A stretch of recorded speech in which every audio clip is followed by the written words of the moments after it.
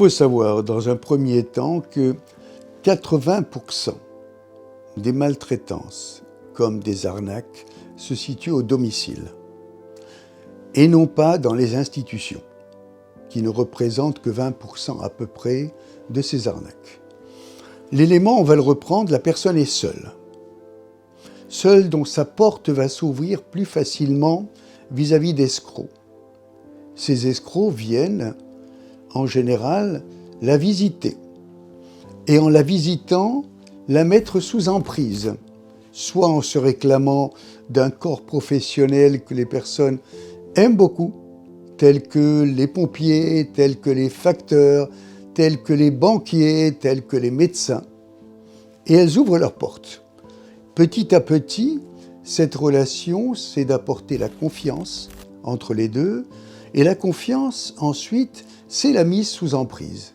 C'est-à-dire que cette personne qui est seule là-dedans va accepter ce contrat d'arnaque. C'est-à-dire même si elle se doute de quelque chose, elle va être sensible à ce qu'on lui parle, de l'aide à des enfants dans le tiers-monde, de l'aide à des malades du type des malades du cancer. Et elle va donner ou elle va proposer de donner elle-même et directement. De plus, il y a la fermeture de très nombreux guichets de banque aujourd'hui. Et donc là aussi, c'est un repérage qui disparaît. Et quand ils sont ouverts, ces guichets de banque, quand ils aperçoivent qu'il y a un certain nombre d'opérations que la personne n'a pas l'habitude de conduire, le secret professionnel qu'ils mettent en avant ne leur permet pas d'alerter éventuellement les autorités policières, judiciaires, de gendarmerie. Si on rajoute à cela que les personnes âgées ont honte de s'être fait arnaquer, elles ont honte à tel point qu'elles n'en parlent pas à leurs enfants.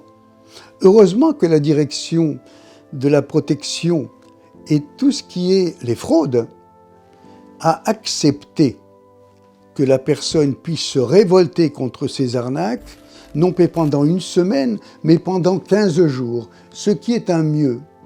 Mais sachons aussi que si une personne âgée donne sa confiance, et je pense à des hommes qui très souvent sont dans une situation où ils acceptent que quelqu'un vienne à côté de leur domicile, que quelqu'un vienne les aider, y compris en dehors des heures habituelles de service. Eh bien, nous avons vu tellement de cas où nous avons des cas d'adoption, c'est-à-dire que la personne âgée, on arrive à adopter celui ou celle qu'il a mis en confiance. Nous avons de très nombreux cas de mariage, quitte à changer de pays après le mariage. Nous avons de très nombreux cas de voisins éventuellement qui proposent de faire des courses et qui, hélas, fait ses courses en son nom, mais aussi au nom et avec l'argent de la personne âgée. Mais tout le monde n'est pas ainsi. Il y a des voisins qui rendent véritablement service. Mais la personne âgée, elle est tellement débordante d'amour, débordante de ce lien social qu'il peut lui arriver de proposer elle-même à l'arnaqueur d'aller encore plus loin dans cette arnaque en présentant un cadeau qui peut être un véhicule, en présentant un bijou qui peut être à la maison. Mais il faut savoir aussi que les arnaqueurs, ou les personnes qui sont maltraitantes financièrement, sont des hommes et des femmes qui se renseignent sur la personne, qui se renseignent sur son âge, qui se renseignent sur sa solitude. Et tous ces éléments vont pousser les arnaqueurs à développer des pratiques de plus en plus sophistiquées. Nous le voyons aujourd'hui dans les périodes de Covid, dans lesquelles les gens sont encore plus isolés.